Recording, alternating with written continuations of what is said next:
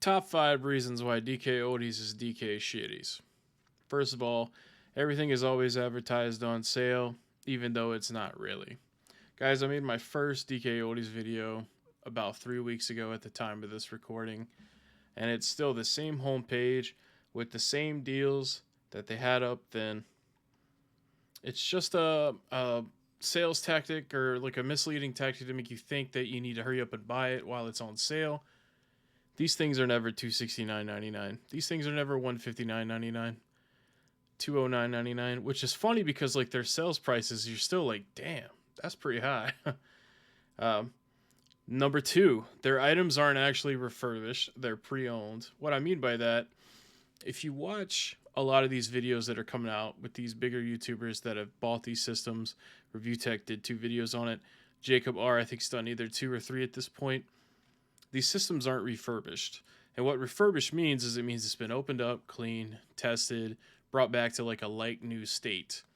Well, clearly if you watch those videos or have been on YouTube watching anything about DKOldies for the past like month, you'll know that that's all BS. So these are pre-owned, advertised as refurbished. Shopping on their site is misleading because the cheapest price is advertised first and then shown to be cosmetically flawed later. Now, what I mean by that is if you're actually looking at games, for example, we'll go over here to the PS Dub. These dick wieners put $18.99 here for San Andreas, right? But then you click on it. $18.99 is the price for game only. If you want it like in normal state, which is like with everything it should come with, you're paying $21.99. But from here, that's not specified. So you have to actually know how their formula of selling games works to not run into that as a disappointment. Now, this is even more prevalent when you go to like a cartridge-based game or a game that you wouldn't expect to have a case. You know, because a PS2 game, more than likely you expect it to have a game case with it. Over here, now you see the box art for GoldenEye, $34.99.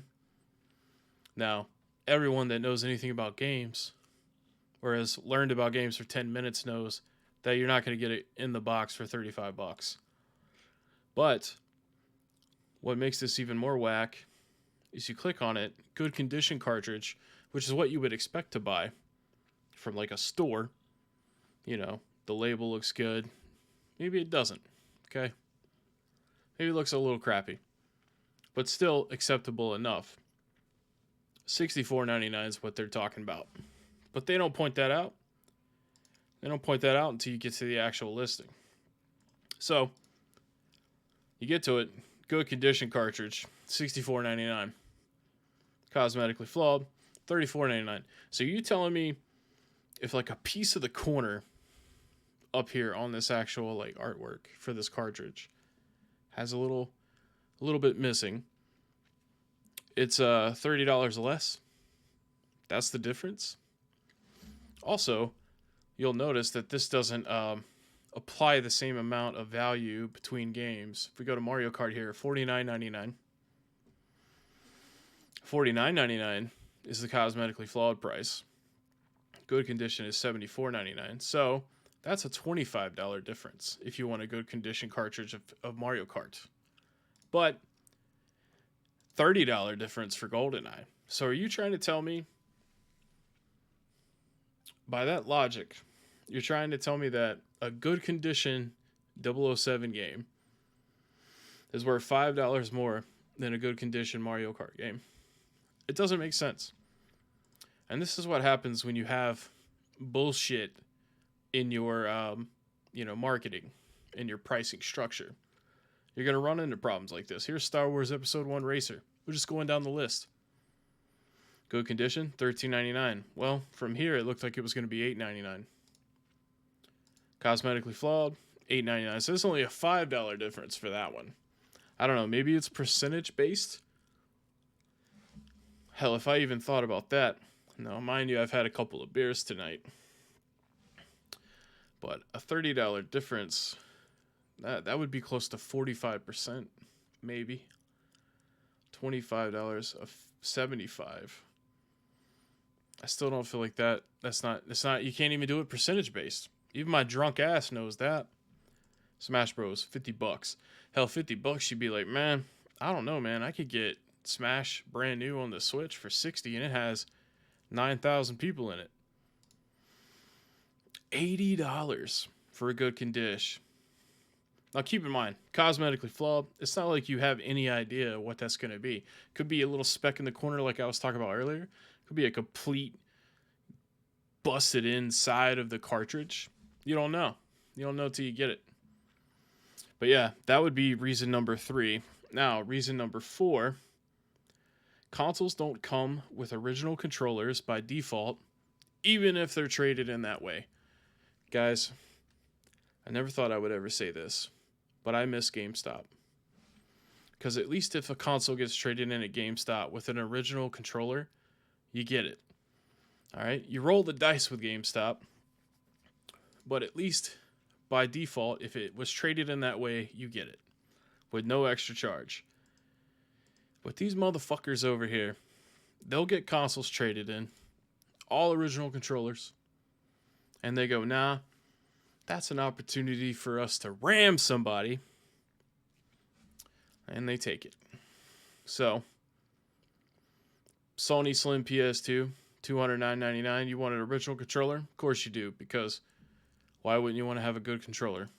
$30 more. Now it's $240. Regardless if it was traded in with the original controller.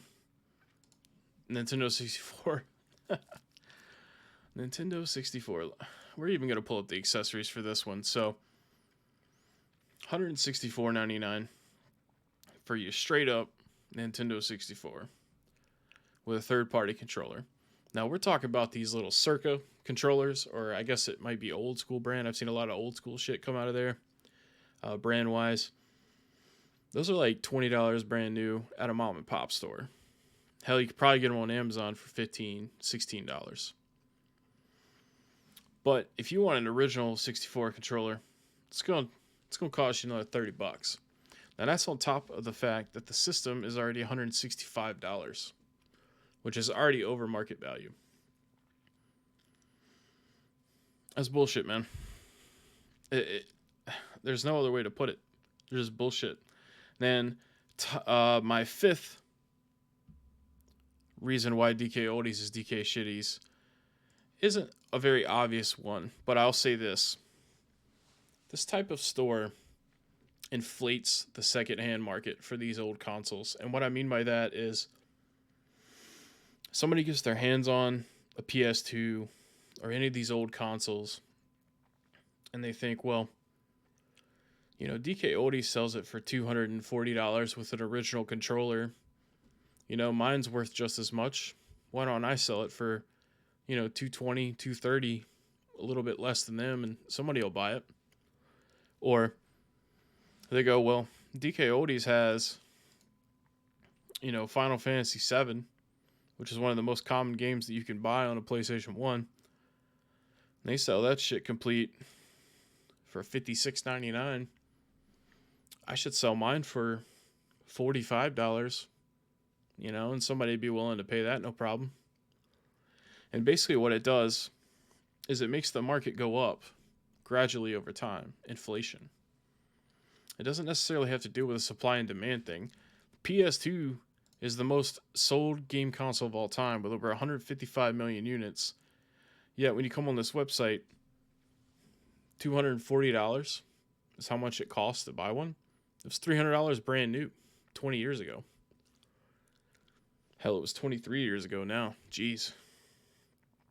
Anyways, that's all I got for today, guys. DKOldies, DKShiddies. And I hope that catches on because I felt really clever when I came up with it. I'm Heck and Steve. Catch you guys on the next one.